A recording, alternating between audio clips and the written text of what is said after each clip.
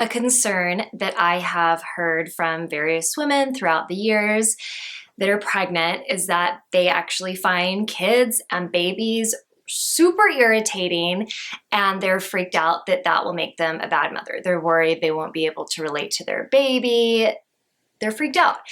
I had a friend that would like physically recoil when she'd be around kids. I saw her hold babies a few times and she looked very uncomfortable.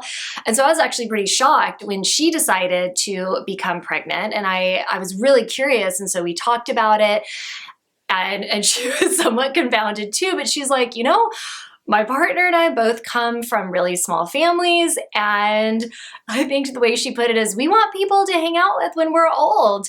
And so she wasn't necessarily excited about the baby part, but she was looking forward to, having people to hang out with and travel with when she was older. And that's fine. We all have unique reasons for wanting children. And anyways, it was really interesting, but she had a lot of anxiety during her pregnancy because she was worried that during that baby phase, her maternal instincts would not turn on, that she would find her own child irritating. A lot of the women that I've talked to that have expressed that same concern, their anxiety comes from a similar place. Like, what if I am the worst mother in history?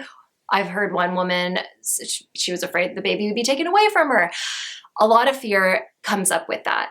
But one of the first things I tell these women is that it does not make you a monster if you find kids irritating.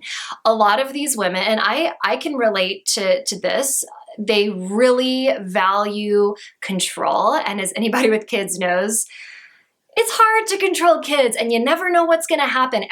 Almost everything is pretty unpredictable, even when we have routines.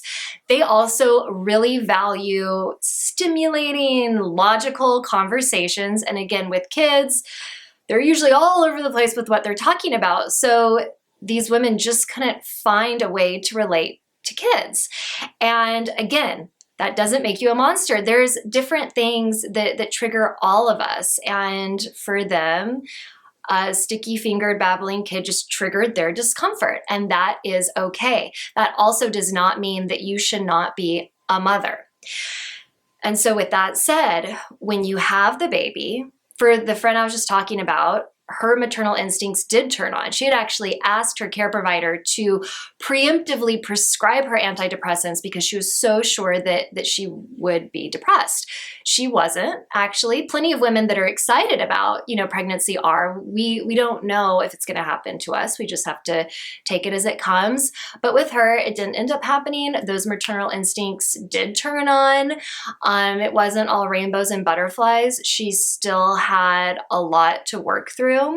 And so with her and other women that I've worked with this, we talk a lot about finding your unique way of relating to your baby. While on the outside, a lot of mother-baby duos look like they relate in similar ways, they don't. Every baby is unique, every mother is unique, and each relationship is unique. So you just have to find a rhythm and, again, a way of relating that works for you.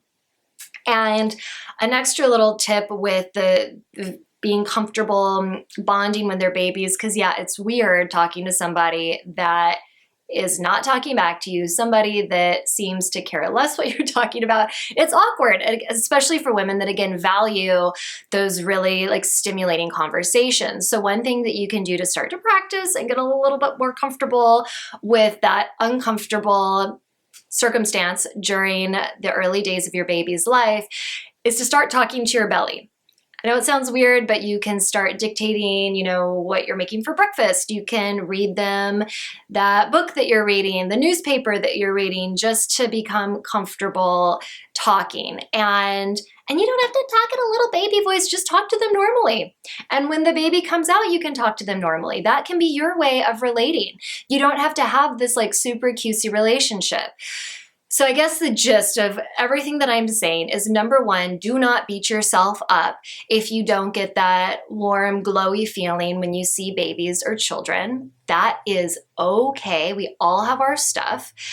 Also realize that that does not mean that you do not have a right to have a child if that is something that you're drawn to. And again, you will not be a bad mother. I don't really think there's few things in my opinion that make somebody a bad mother. Of course, abuse and things like that, sure, but simply not liking kids before you have a baby is not going to make you a bad mother. Find your own way of relating. Know that your relationship with your child doesn't have to look like everyone else's. You just need to find your own rhythm. I'm sending you lots of love because I know that this is a tricky thing to work through. I'm totally here for you. If you want to talk through anything, just contact me at the email address below.